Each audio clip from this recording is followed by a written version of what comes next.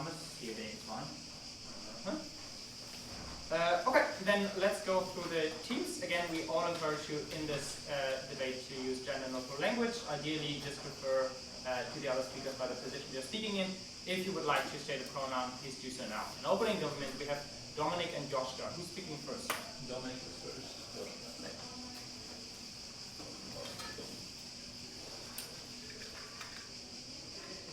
Okay, and opening opposition, we have Nurlan and Samad. Who's speaking first?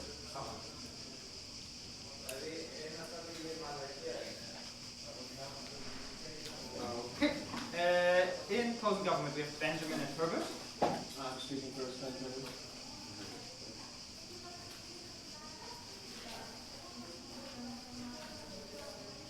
Okay, in closing opposition, we have Sweetie.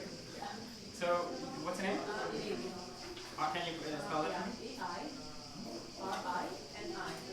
E-I-R-I. Yeah. N-I. Okay. Cool. And could you please do me a favor and close the door? When you're going to show up. Are you sure? Sorry? Are you sure? Yes. Yes. You can maybe just actually. Is there a runner here? Sorry. We're not starting the debate. We're just making any if you don't please just not allow.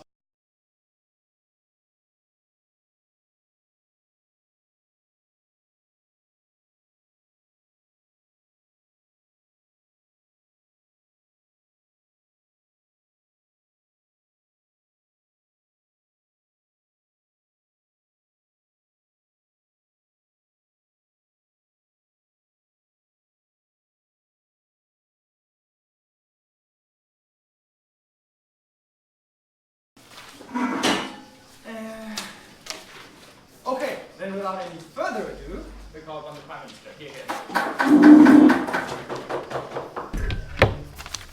We're going to, sorry, I forgot one thing. We're going to use debate keeper, but we're going to encourage all of you to time yourself in case something happens.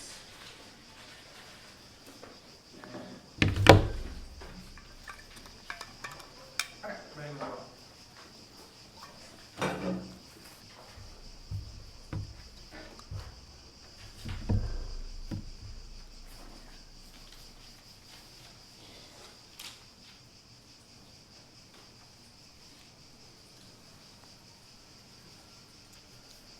On opening government, we aim to show you that female selfishness is actually an extremely important corrective to the vast amount of male selfishness we encounter every day, masked behind euphemism like ambition, like being self-assertive, being self-reliant, or just being competitive or dominant. We will show you how through the process we get more female empowerment and how we get more equality for women out there who are suffering from everyday male selfishness and sexism. All right, but first of all, I think it's important that we have to define in terms of what we're talking about today. So what do we mean by selfishness? By selfishness, we mean actively pursuing your own self-interest, whether that is in, for example, negotiations over your pay, whether it is about career baby trade-offs, stuff like that, or whether it is about like democratic exercise, like for example, voting actively for your own female self-interest rather than being distracted by other issues. Well, we also say that this has to be put before, especially for the interests of others. We think that is what the motion requires, and we think that mostly has to be put before others, like for, especially before men that profit from a status quo society. Obviously, we think the metric for this should be what is the best for the long-term perspective of women in society, what is best for their empowerment and for their equality. Okay.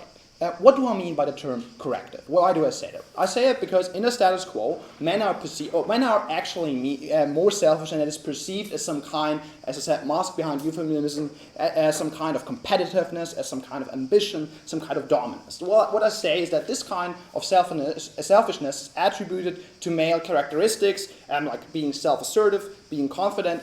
When you think about these traits, you mainly associate that with men, and you mainly associate that with other very important stuff, and with other very important degrees in our society, like for example, having a career or being very successful. What we say is when we now shift those characteristics, if women are more actively selfish and thus more successful in their career, we can actually change their perception that success is no longer a male-dominated territory, that when people or when children out there imagine success, they don't think of solely men, but they also think of women who can make a living for themselves, who are leaders in society, and who can be perceived as a successful image in society.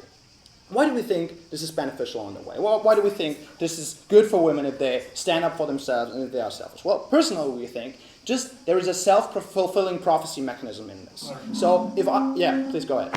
How would you encourage this woman to be like selfish? Okay, that's why I've referred to three different examples. I said career negotiations, career trade-offs, family trade-offs are also included, which means that you put your self-interest over, for example, the interest of your male partner, and the third one was voting, where you try to vote in your self-interest as far as possible. I hope that was clear. I think it was rather clear. Okay, so now the first mechanism that we talk about is having a self-fulfilling prophecy. If I act selfish, and if I really try to advance myself, I will then, if I then be successful, I'm more likely to reason and to rationalize that as being my acknowledgement and as being my achievement. We think most of men do that currently when they blame their failure on others, but blame their success only on themselves. We think that when women also buy into that narrative, that leads to them being more self-reliant, more confident, and thus further advance in their career. But second of all, more crucially, this also changes the perception of others. We think that it's crucially important, especially when we talk about careers. Why is that important when we talk about careers? Because the perception of others in a career is that important because there are things that cannot be measured through number. Things like, for example, how good you are in terms of with clients. There are things where your male boss have to rate how competent you are on the scale, which goes beyond your qualifications. So often men benefit by this because they're seen and they're perceived by this as being more ambitious, more competitive, more confident as a whole. We think if we change that, it makes it easier for women out there to climb their career ladders. Okay. Talking about the impacts, we think we will change two major impact we have. The first one will be we kind of have more female leaders. Why do we have more female leaders? Because career sort of consists of that trade-off that you have to make between your own interests and the interests of others. If I put my own interests at a higher value, it is easier for me to climb the career ladder than when I always have to be aware of other people. Why is that important? It's important. What does that lead to? That leads to me being more likely to accept challenges, like, for example, a new project overseas that gets offered to me where on the off bench would not even be able or would not even be likely to even apply for because I think I'm not qualified and the men above me I tend to be more qualified today. The second of all trends to a different behavior towards colleagues, that I'm not willing to let myself talk down by male colleagues, and that I'm actively trying to advance my stance and trying to advance my self-interest. It also leads to different impacts regarding to family. We think they will be less likely to be talked into traditional thinking patterns. Joschka will expand on that in DPM. As far as that concerned, I would really encourage opposition to ask me a POI. Is there anything? Yeah, closing. Can you explain us the specific characteristics of selfishness that help your model work? Okay, yeah, well I said, career consists of a lot of different trade-offs. Like when you go into negotiations, you can try to aggressively advance your agenda and try to negotiate as far as possible. As far as that is concerned, we think it is more likely that you will be successful in your career if you put your own interests at a higher value than if you put the interests of others, for example, say family or other people, your colleagues, etc., at a higher level. We think it will be less likely that you will be successful in your career. But second of all, we say the second impact that we might get more votes for a feminist cause. In the status quo, women are often told at the ballot that they have to respect, for example, traditional values like family, that they have to respect other distracting issues, whereas there are a lot of angry white men out there that try radically vote for sexes in office that directly do what is in their self-interest. We think that might change on our side if women actively try to find a party that represents them best. Okay, why is this good? First of all, in policy, we think it's more likely that we get a feminist perspective and a female perspective in policy issues. That's relevant in issues like marriage, like abortion, like paid maternity leave. All of them extremely relevant for the long-term perspective of women in our society. Second of all, we now have a positive example we can refer to as a beacon of empowerment, which means that small children, small girls out there now grow up and can point to more female leaders on our side that have been successful and thus are more likely to buy in a long career in and of themselves. Third thing we get is we get in return more empowerment by women. Why do we do that? Because women themselves have gone through humiliation by men, have gone through the experience of being mansplained in meetings, of having other male colleagues being credited with stuff they actually did. We think this can actually change because those women that are now in power are actively more likely to empower women themselves because they know how it is and we can actually change society for the better. Thank you.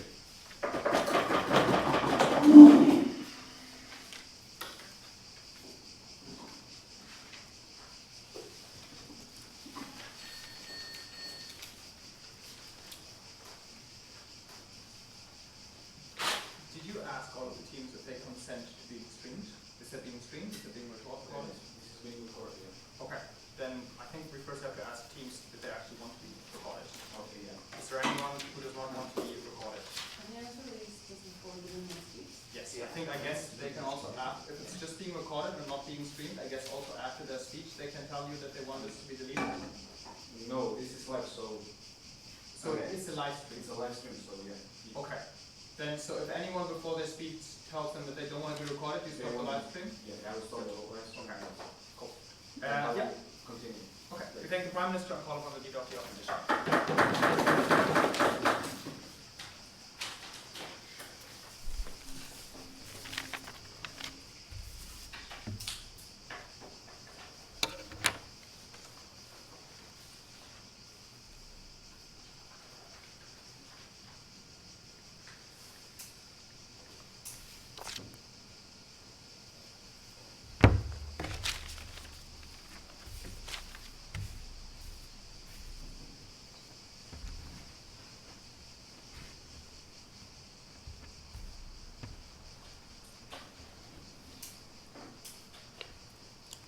Dear judges, two things from the opening opposition.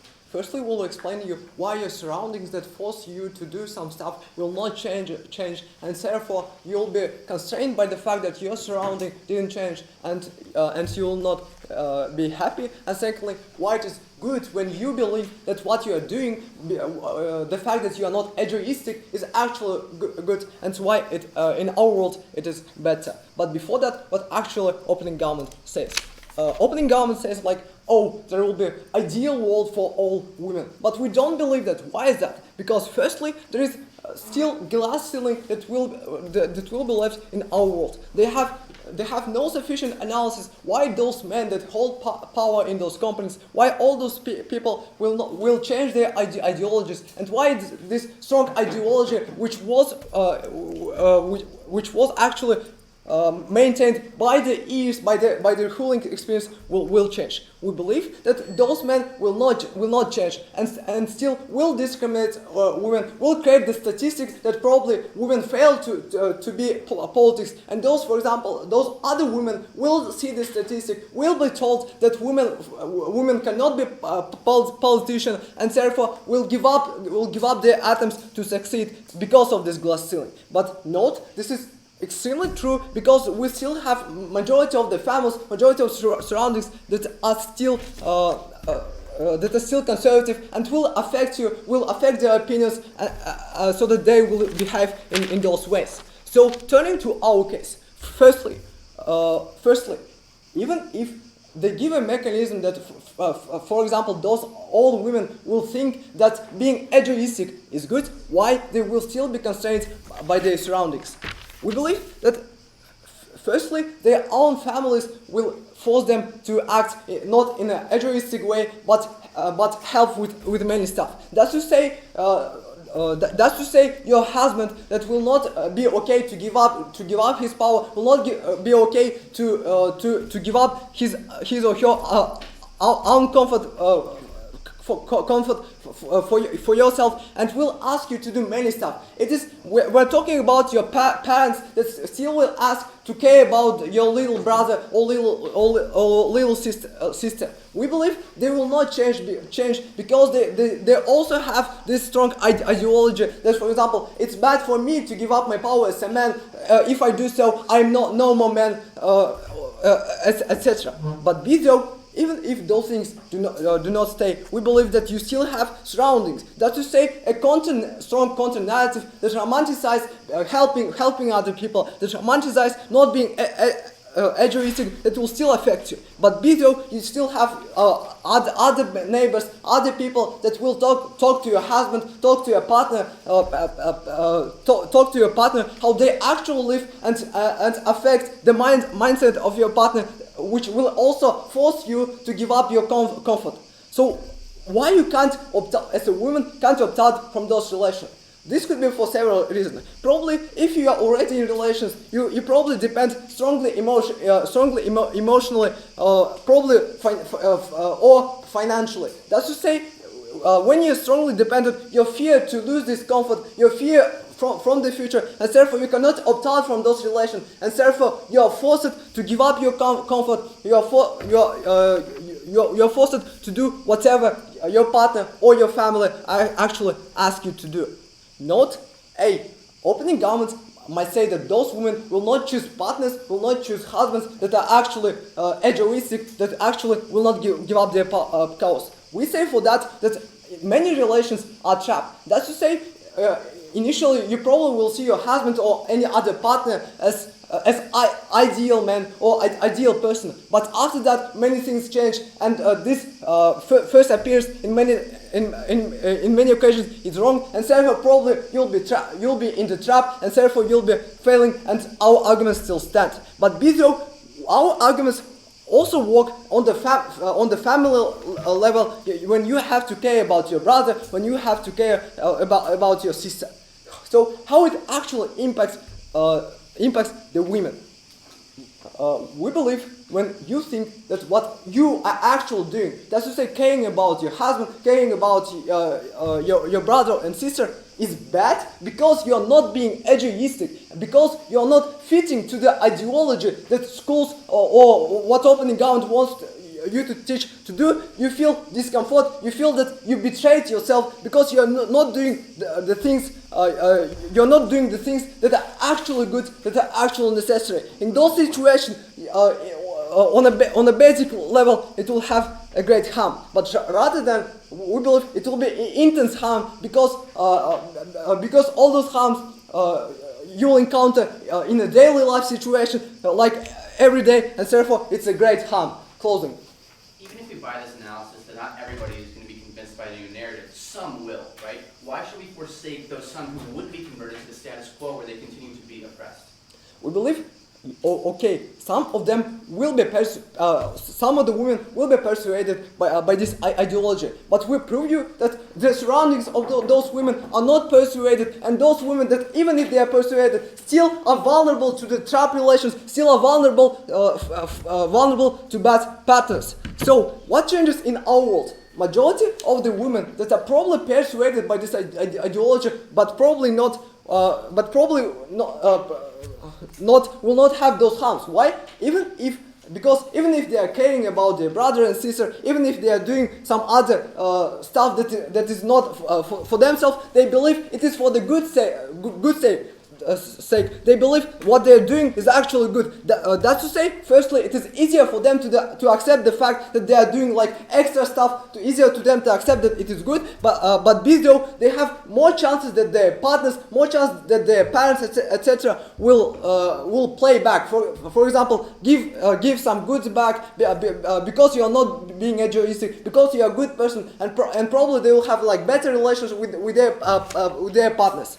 So, in comparison though, what we prove you today, we believe that all the benefits that opening government tells is not going to change, because situation in the world is not going to change. But beside that, what we will have is the harms that actually present because you will feel like betraying yourself, etc. For those reasons, we are really proud to oppose. Thank you.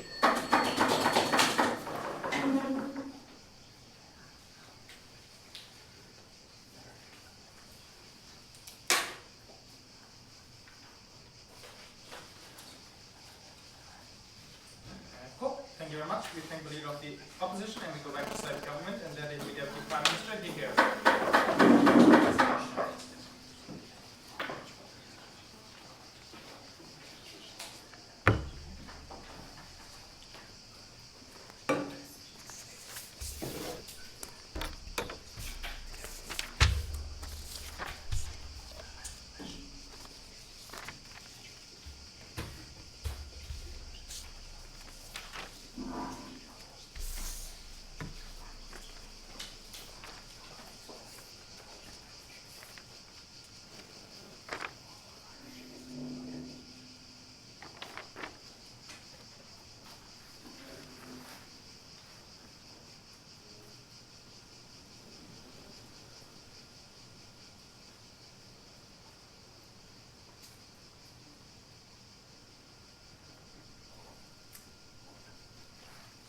So what opening opposition basically says is there are structural reasons in society why women, regardless of whether they are selfish or not, cannot succeed in achieving their goals, or at least the ways in which they try to achieve their goals will actually be like bad for their family or the people around them, because they won't take care about these people as much as they did before.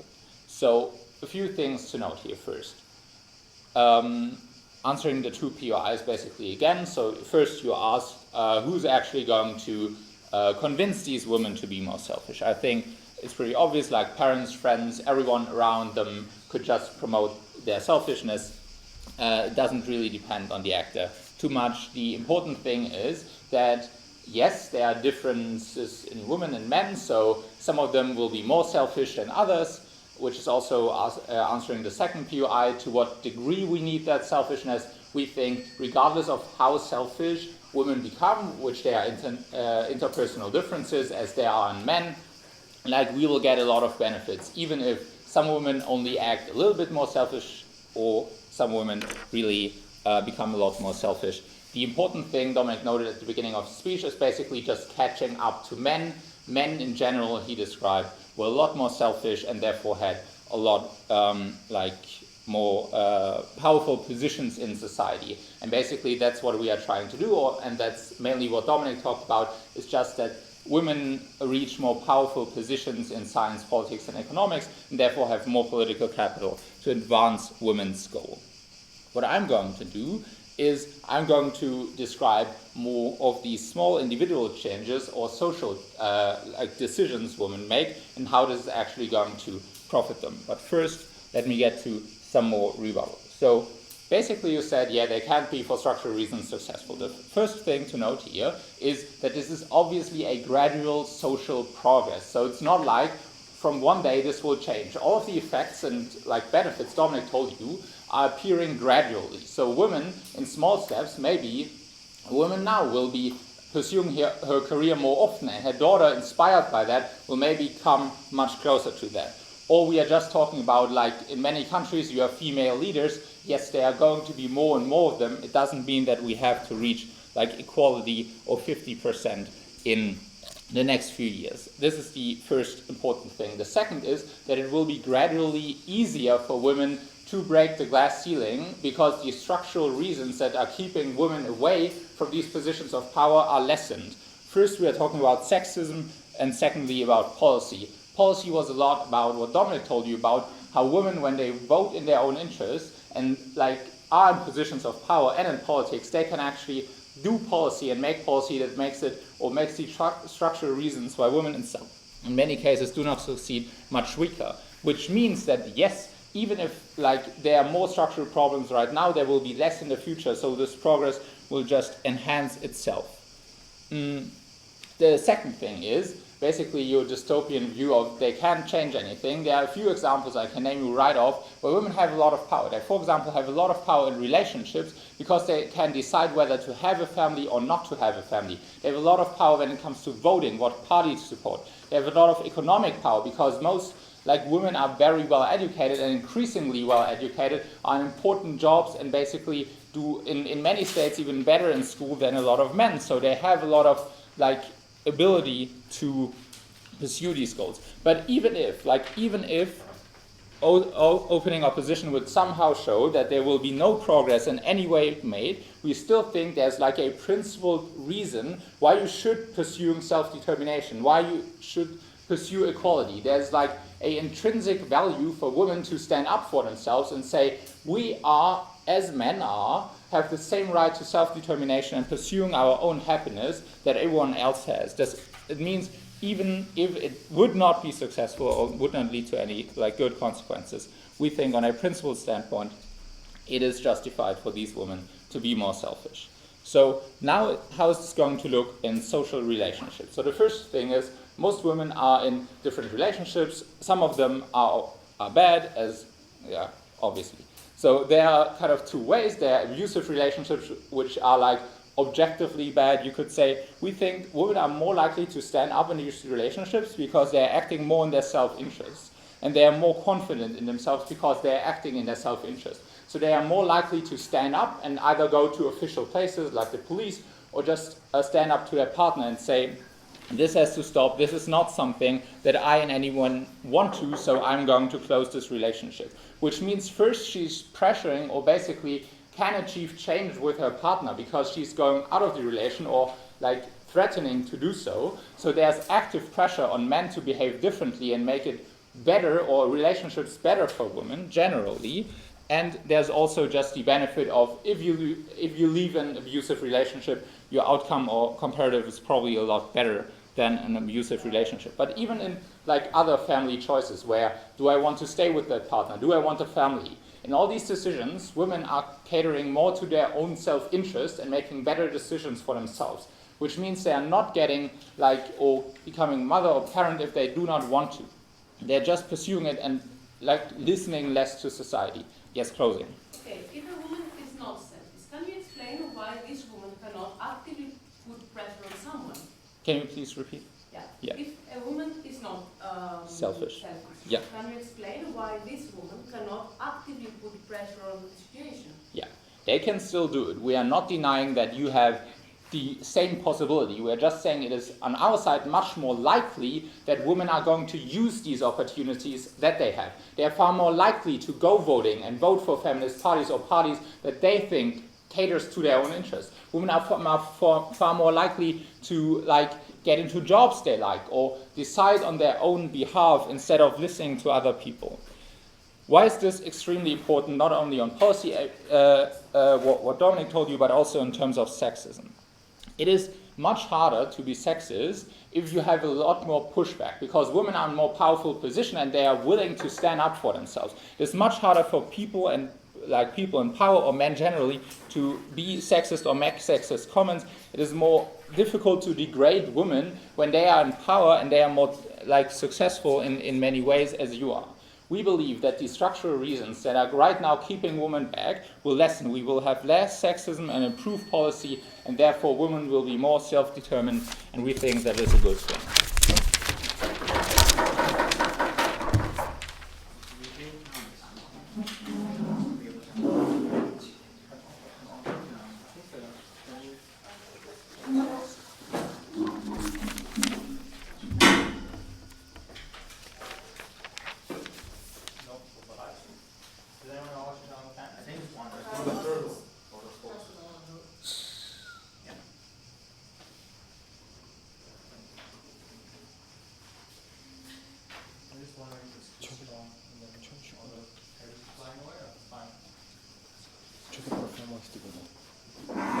Okay, we thank the Deputy Prime Minister, the Deputy Leader of the Opposition. Here.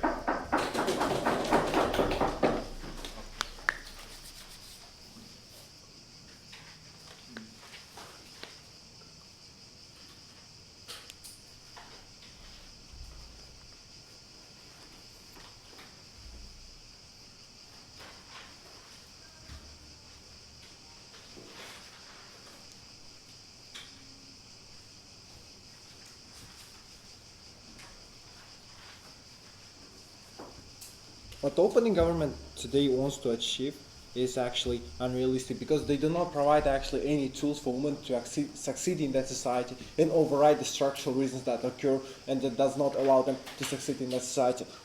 Two things in my speech. Firstly, some response to the then I'll like talk about deal with the best case even if the women succeed, why it's still bad for them even if they are persuaded.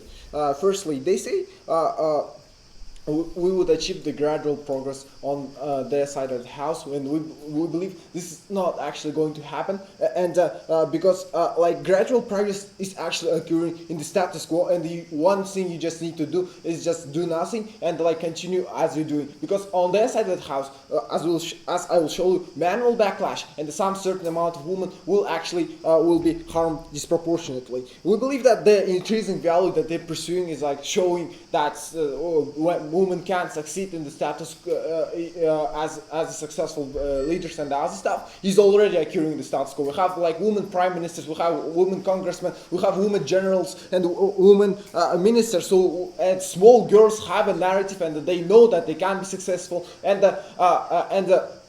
like this kind of impact is not comparative in this debate. Also, like not just this debate is more likely to occur in societies that are not individualistic, like the more likely it's occur in the Asian societies and the other societies where like it's highly where women are taught to be more devoted and like do more self-sacrificing, and so this is where the debate is like in that societies we believe a man actually trying to hold on to their power which they all currently exist. What they say women will vote for the women politicians and improve their situation because they are selfish. We believe firstly this is more likely to happen already happening in the status quo, because when you are voting you do not like to tell your husband and something like that. If you have as a woman have problems with the policies that exist in the status quo, you already vote for the pro-woman politicians, and this is occurring.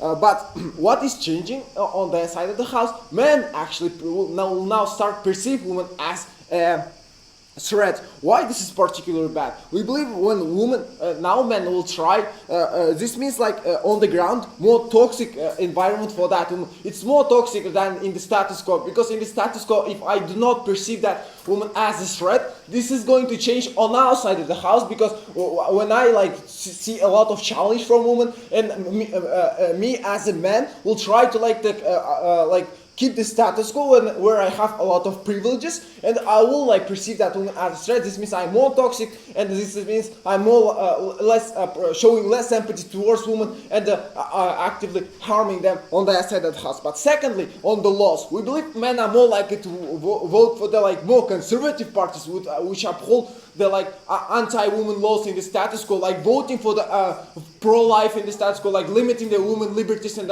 assaulting their body autonomy. We believe this is going to happen on their side of the house, when men will have incentive to uphold the status quo and vote against the laws that benefit the woman, because it means that men will receive less in terms of benefits. So this is particularly bad, because men will backlash, and the women do not have enough capacity to fight with that, and this harms women. But what happens women to themselves? We believe some. They say, CG says some women would be persuaded. Yes, we agree, but we believe this is actually bad for them. Why? Because at the point you are persuaded by that kind of narrative, which they never prove why they would women will buy this kind of narratives. In the end, you might just end up with a man backlash. We believe this is bad. But even if we buy and play with their very best case, we believe at the point when you buy that narrative, you define your happiness in terms of the success that they're talking about. And and we believe this is particularly bad, because the structural reasons which they do agree exist in the status quo will not allow women to succeed to the degree that they want. Why? Because when I'm told to be as selfish and taught to be selfish, we believe that I will define my happiness in terms of whether I'm successful or not in that society, and we believe this is particularly bad. Also, we believe this women will have unrealistically high ambitions in that society. Why? Because this is what means to be selfish, because you do not limit your happiness. In your mind, you want to maximize the happiness that you want to achieve on their side of the house, and the women even if they have a decent job, it won't be enough for them, because they are told that they deserve more, and this is bad for them, and we believe they are less likely to achieve that on their side of the house. Alternatively, what happens? Alternatively, this woman will be happy with with the stuff that they have already in the status quo. This is more accessible form of happiness for women, because they don't have to fight with that structural reasons, and this is actually available for every woman, more women on our side of the house. These are things like fulfilling the family obligations, keeping the household. This is more accessible, and relatively provides a certain level of happiness as well, because I feel gratitude from my husband, from my family, and I feel I bring my kids, and yes. So historically, women's rights have progressed over the last years, yes, or even centuries. Why would that gradual process reach a point where men are just saying, stop this gradual process, now at this point has to stop? We believe, like, first of all, this is if this is going to be active from the government. You have to literally create a narrative that women deserve more and the women have to fight for their rights. And this means this is not going to happen gradually. But even if it happens gradually, men will still have that incentive to keep their privileges, and all the things that we talked about already will still work. So because of that, in the end, what should you take from the opening opposition? We provide you the reasons why the women, even at the point when they buy this kind of narrative, actually harm themselves, because they deprive themselves of the more accessible form of happiness, which is available in the status quo. And given the fact that the government base do not provide reasons how they're going to change the structural reasons, this is also going to will lead to the backlash from the man, which is also going to happen, and will actually harm women, limiting their liberties that they have in the status quo and creating more toxic environment in society and the workplace. For that, we are very proud to oppose. Thank you.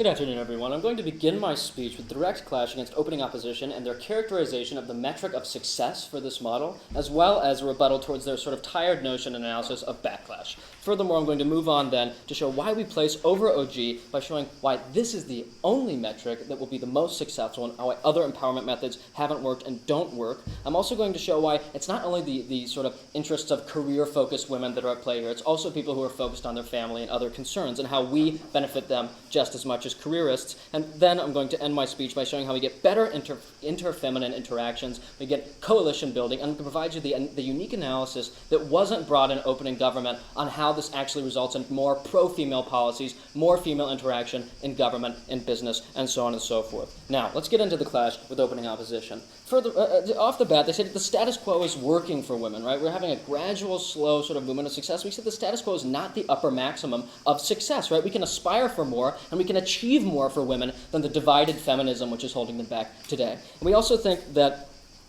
as I'm going to show you later, when we provide a more unified feminism, we're actually going to insulate women against any sort of male backlash which will happen. Furthermore, we think that men aren't totally perfectly benign actors in the status quo. To this day, they exploit divides in feminism for personal gain, whether as a sex or for individual advancement in politics and in government and in business as well. And we would say that backlash would already be occurring in the status quo. There have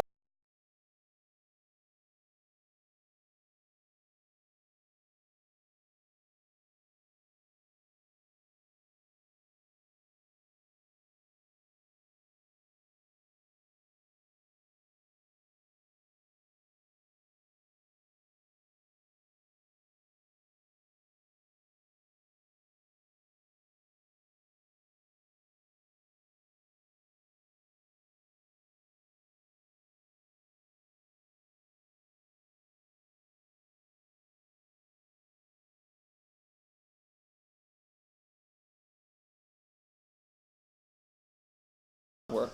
In the status quo, feminist empowerment campaigns are hinged on a multitude of different goals and different understandings of what it fundamentally means to be a good woman, to be a woman who is pursuing her own self-interest in a way that is healthy and not concerned with the sort of leviathan of other social choices, right? They have many different goals which often contradict with each other. Let's say feminist groups that prioritize womanhood or motherhood and family, and those which prioritize career advancement, right? In the status quo, this divisiveness exists, and it's particularly harmful, we think, today towards women who do not seek careers. And this is the unique contribution this model gives you by expanding choice. We think that the status quo sends mixed messages to women as to what is best for each individual woman, and it shames those who seek to choose a different path, which for them is the most fulfilling, which will provide them the most satisfaction in life, the most personal advancement, so on and so forth. And we think it's a perfectly valid choice for a woman to say that the most fulfilling thing in her life, which serves her interest the most, is starting a family. But under the model of today, many feminist societies would say that is not right, and they would feel shame that discourages them from sort of seeking this out for themselves. when we uniformly encourage self-interest for women, they develop a clearer vision of what they want for themselves, which is divorced from differing conceptions and social forces, right? They're able to more confidently make a choice as to say, I'm encouraged to pursue my own self-interest. I'm not encouraged to fit a specific archetype of what someone wants me to be, but to pursue what I want over the interests of those around me and those who would seek to stop me and the social forces constraining me, right? This allows women to make these choices more clear, to not be pigeonholed into motherhood or careerism or whatever the society around them is trying to do, right? And so we think that this provides more feminine choice, more individuality, and that they're also less likely to compromise later on. And this is an important point, but one I'll make briefly, which you say that the reason why other empowerment methods also aren't effective is because they are not specific enough and systemic enough in a woman's framework and worldview. If you're encouraged to be uniformly selfish, without exception, at all times, this will make you much less likely to give in to the inevitable compromises you'll be asked to make in pursuit of what someone else wants for you, whether this is a feminist society, the men in your life, or the people who are competing with you in your business, right? And so you might actually pursue your self-interest the first time, or the second time, or the third time, but if you don't constantly keep in mind that you should be pursuing what is best for you, and that this is the best way to live up to your womanhood, that you will eventually give in. Yes, before I move on, I'll take you. Why would that, if I'm a woman in Asia, for example, I have counter narrative from my family and surrounding, and why would I buy the narrative from the government, given the fact I trust more to my family, and yeah. Well, we don't think this is a narrative that's coming from the state, per se, right? What this motion says is that we are encouraging women to be more selfish, regardless of where this is coming from, right? And so we think that the feminist methods are successful. And like we said, it's not about every single woman adopting this metric. It's about some, and we believe some will, whether or not they do so in defiance of their restrictive families or they have families that support them. We don't think every family is going to stop their daughters from pursuing their best interests. Now, on to my closing point, my second point, that shows us why we provide unique analysis that puts us over OG, right? And so we said the opening says that we have more feminine leaders and more pro-feminine policies, but it doesn't show us why this is going to happen. We say that inter-feminine relationships are going to improve when those with different views of womanhood acknowledge, accept, and believe, and this is the core point, believe that the women around them are pursuing their best self-interest. And if we uniformly encourage women to do so, we believe that this belief will become much more common in society, rather than mothers dismissing career women and career women dismissing mothers, right? And so we think this will happen over time, and it will facilitate inter-feminine unity, right? For people who choose what's best for them and without the discrimination and division that exists today. And so we would say that in addition to cultivating male respect via confident choice, via being just as sort of selfish and self-interested as them, we think we do so through this improved unity by forming a stronger coalition which can be tapped into by ambitious women in government, in business, in science, and so on and so forth, to know that we emphasize the collective identity of womanhood, and we also emphasize that each person is doing what's best for them and not doing what others wish for them. So that this increase in inter-feminine respect is going to increase inter-feminine unity, de-emphasize the divisions and differences of opinion about what makes the ideal woman in society coming from both men and feminist societies, and that because of this improved unity, we get more female coalition building, and it's more successful because of this. And we think it's self-sustaining as well, because the views of women towards each other will improve as divisiveness fades away over time, as more and more are encouraged and believe and buy into this notion of women being selfish and believe that those around them are doing so as well. Thank you.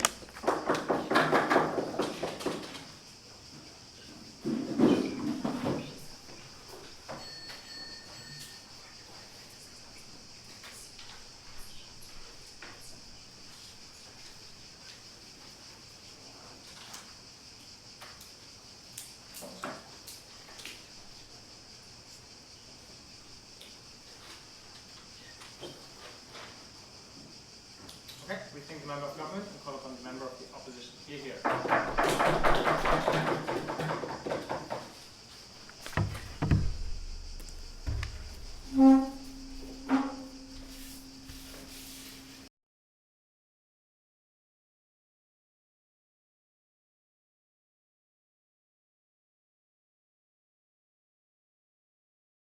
And yes, we can achieve more. Definitely we can achieve more. The class in this debate is that what we don't agree with you, with Prop, is how we can achieve this thing. And this will be explained in my speech. So, first some points of rebuttal.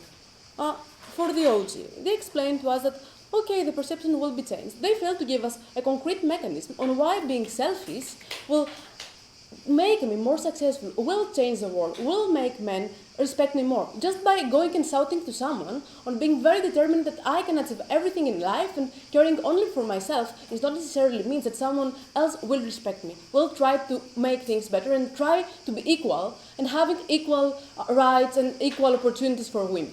So, your whole case is not standing just because you failed to explain a concrete way on how this will change the problem. Out of that, you're coming to explain us that we will have more female leaders.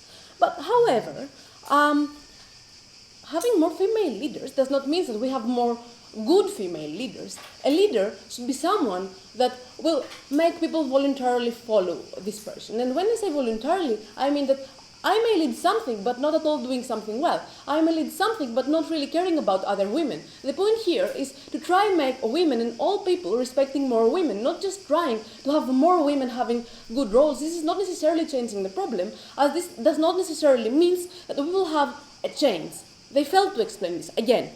So, and the other problem here is that even if we have more female leaders, and if they don't care about others, because that was their definition, that they care less about others and more about themselves, means that we have by far many chances on having women that do not really care about the world, do not care about the problems the world has, and in this way having a world that is totally run and actually having an ecosystem that has no interaction and having by far more chances of not having good leaders. Then what they came to explain is that, okay, they are more likely to put pressure to men. The problem is not necessarily men, it's the system. Yeah, the system may be created by men, but at the very end of the day, the problem is the same, the system, that is not ensuring that women have the same opportunities as men. So, trying to push more the men, like having my employer and being very selfish against this employer and trying to change the way they behave to me, means that a man, let's say employer, means that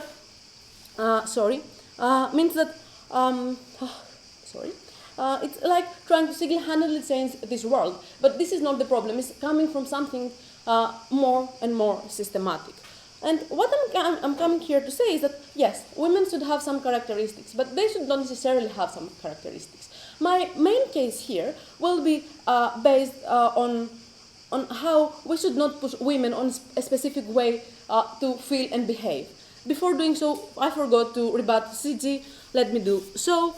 Actually, what they explained is that other methods do not work, and okay, what is best for you to try to pursue it more.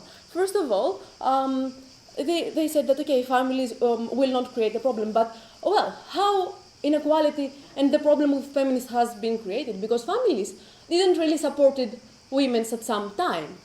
And what I mean, if my dad is not really supporting me, I do not have access to all that stuff. I don't really have this encouragement to to make the change. And yes, they said that, okay, this may not be the problem because some cases will be okay, but those cases that they will have the support from their friends or families are the cases that already have such characteristics, have characteristics of trying more and more, because they recognize how important it is to do this change. So those cases that you described that will be successful most of the times are the cases that already are in a good position, and feminism is quite well introduced to them. So moving to my case. First of all, let's begin. So the whole point is that I will explain you why it's not working and why it causes more problems, both the females themselves and the society as a whole. Why not caring is a problem, and why women will care less about the world. So, the problem here is that if the priority, and I'm encouraged to be selfish, is that I prioritize myself, which means I lose the balance. I have by far greater chances on not really considering what other people's need, what other people and the society as a whole has as a need. For example, being in a team that has both men and women, maybe like caring only about the things I like is not necessarily something that will apply in environments that are considering men and women. So in this way, we're having actually women that have by far more chances on not realizing the real problems, on trying to pursue only things that they care about in a minute. And actually, they're alone. They are not interacting with the world. They're prioritizing themselves and only themselves. And in this way, we have more chances on having leaders, on having people in the society, whatever their gender may be, their sex, sorry, that do not really care about this. They're not really trying to change the world. Yes? So selfishness and family support are not a binary system. As a person, you have multiple characteristics that overlap and are not just to its maximum extent fulfilled. So how could gradually having women be more selfish be positive? Yeah, okay. What I explained to you is that encouraging women to be more selfish means that this is their priority. When you encourage someone to do something, it's like putting this at the first priority for them. So this responds your whole point. So what happens there is, if you have people that care less about people, we have a world with by far more problems. We are creating more problems, in other words, for the whole society. And the most important thing here is that we're creating in the long term a narrative that wants women to be selfish. And this may not be what women like to do. So we're creating another form of oppression. We're creating an internal oppression, which is worse oppression than other oppressions. Why? Because we are telling women how to behave, how to think, and what to do in their lives. This means that at the very end of the day, we're enforcing them to behave in a very specific way that is not suitable for every woman. This is a social pressure, actually, which will be created in the long term. Yeah. So what I'm explaining here is that, okay, yeah, you're trying to solve the problem, but you're creating a very big problem, a problem that women will find ahead of them, a problem that implies a way that they should behave. For all those reasons, close the door. Thank you.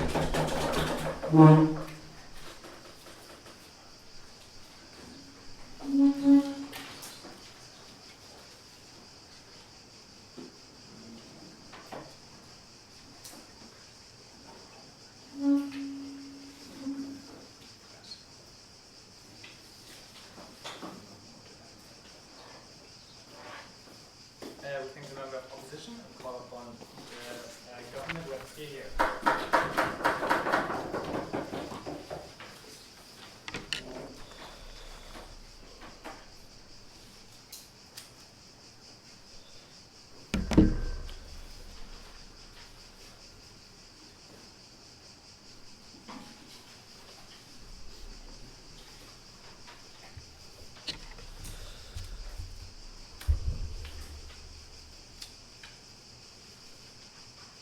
I think in general in this debate, both sides are kind of hoping for the same impacts, right? We're hoping for better policy for women. We're hoping for the belief that sex does not determine how you impact and how you define your life in society. What we're left with, however, is a picture where the opposition is happy to settle for the status quo, a status quo where progress is very slow, and a status quo that overlooks progressive changes that we could implement on government, which we think are absolutely a positive good, that not implementing in the short term further subjects women to inequality. So three kind of main clash points in this debate. The first is what's kind of more fulfilling for women? Is it selfishness or is it altruism? Secondly, who gets more policy and who gets more productive policy on their side, the kind of backlash arguments brought to us by OO. And lastly, would other techniques work? And crucially, would other techniques work to address the systemic problems associated with feminist divides and the techniques used to separate feminist groups? So first, before I go into that, though, some extraneous rebuttal to CO. So the first thing CO tells us is that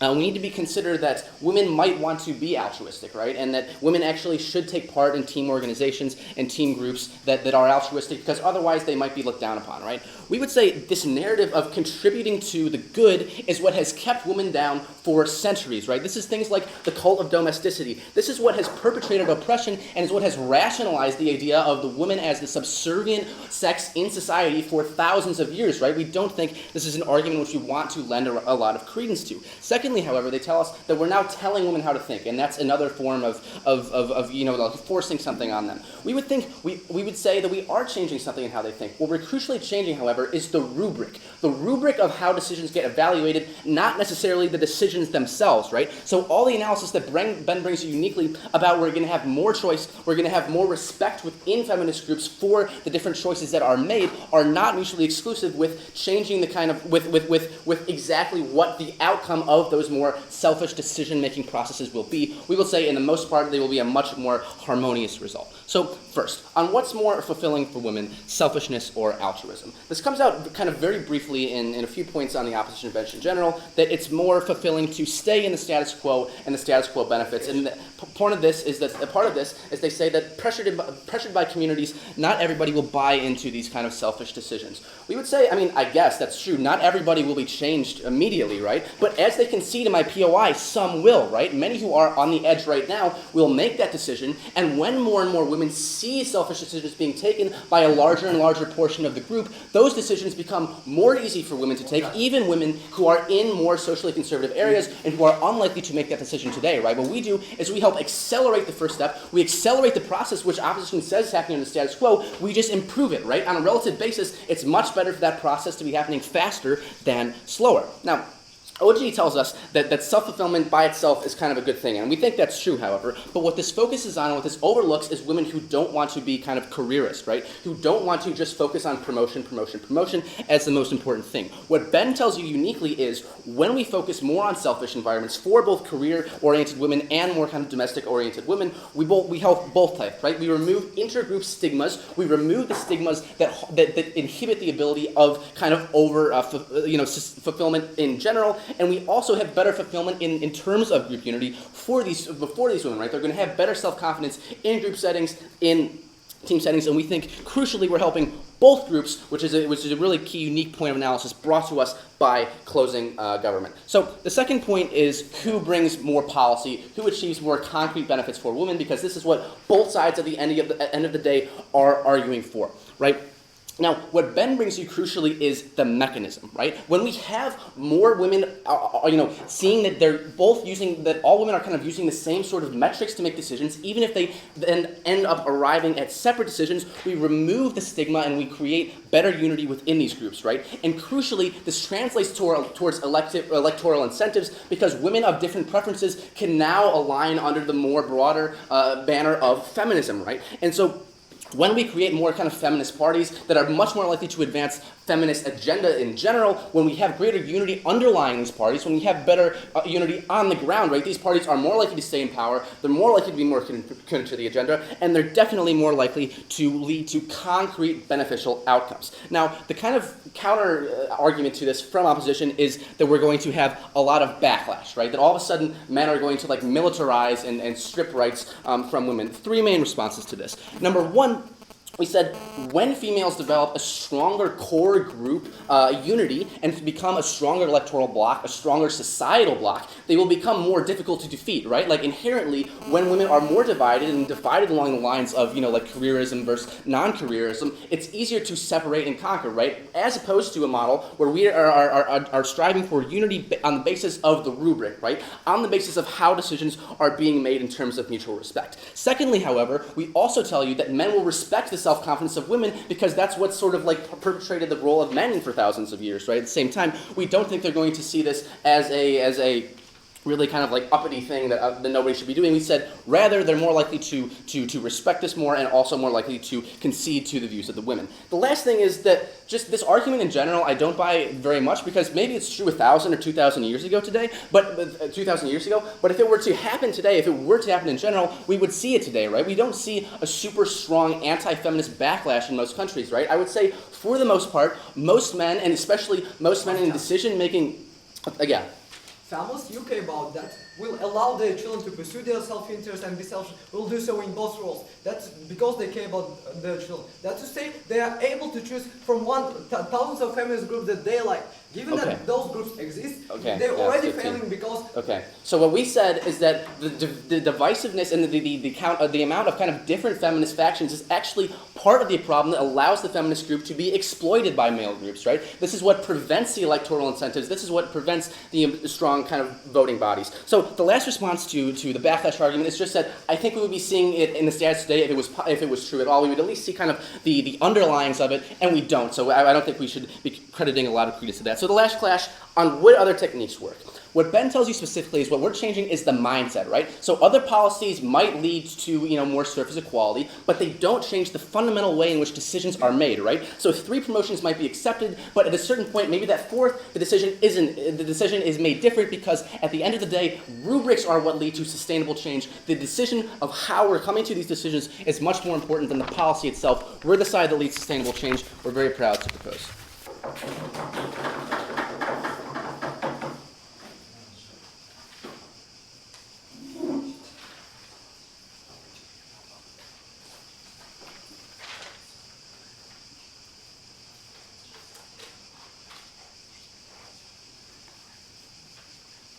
Okay, we think the government whip and what about the opposition whip? Here.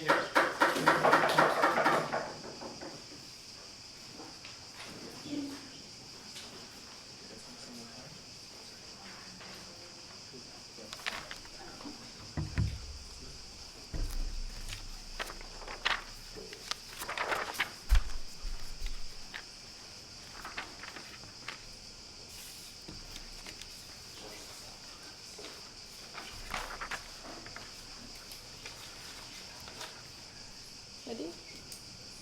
Okay, so the previous speaker came and responded to my case by saying, okay, anyway, we have slow status quo. You're not changing today the problem, or the change is not so fast. But the problem is that you never proved why, in your case, we'll have so fast change. And you will come to tell me, oh yeah, I told you that I have more chances on promoting feminist agenda, but still, some of these will be better responded in one of my classes, but still, what I'm supporting here is that this is anyway slow, because changing a social problem, and not changing just a practical problem, is something that takes time. It's not like changing a law that creates a problem. It's changing perception, and changing successfully perception is not so easy. This is why it happens slow. And the problem is that what we explained to you in our side of the house, that the problem with your model and your cases is that still, yeah, we agree that it will be slow, but you're creating by far more problems than what you are solving. Then the second point that came and responded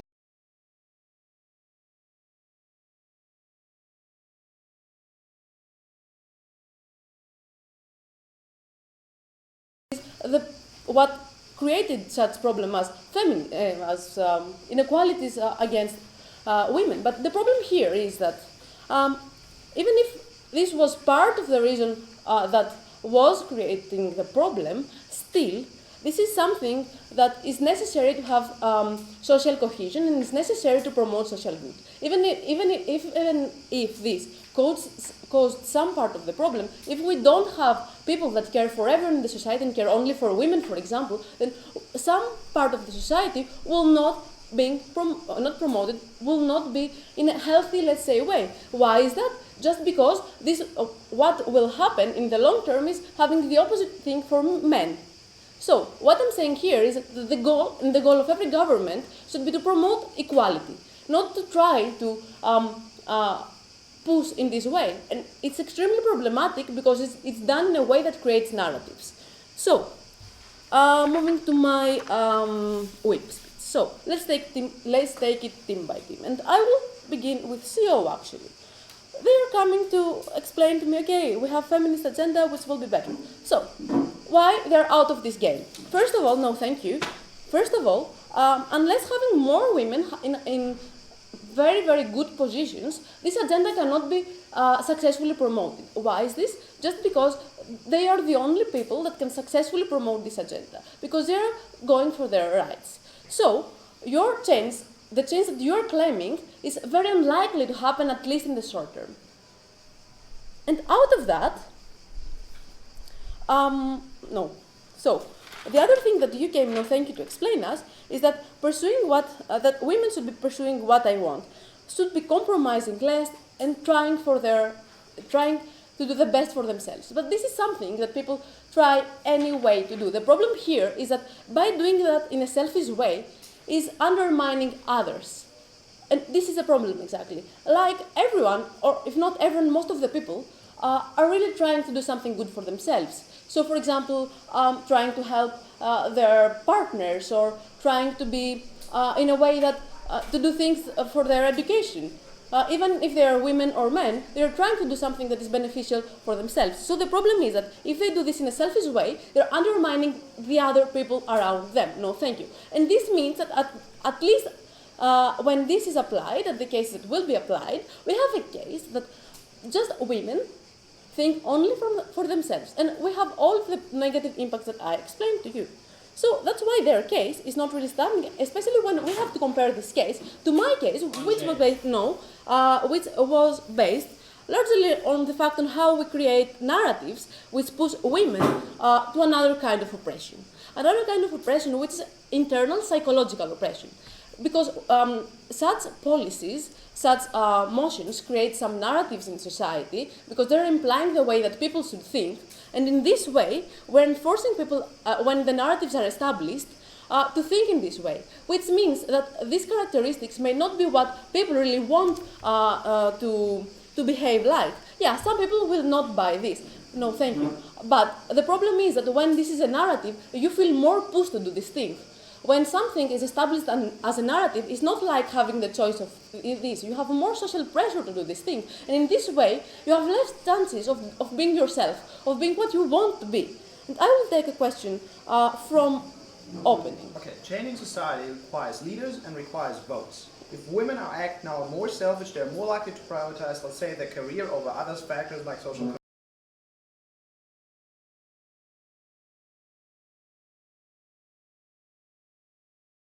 So, they're trying to explain they're more qualified in the job. They're not more qualified in their job because they will not get the job if the person that hires them is not willing to accept that females are are enough. Well, I mean, the problem here is that even if we have this motion, this does not necessarily mean that we will have people that will accept this. This will happen only at some point, maybe in the long term, after many, many years, where maybe some other policies will create some positive impacts for females. No, thank you. Sorry. So the problem here is, let's go to OG. No, let's continue with my case actually. Sorry.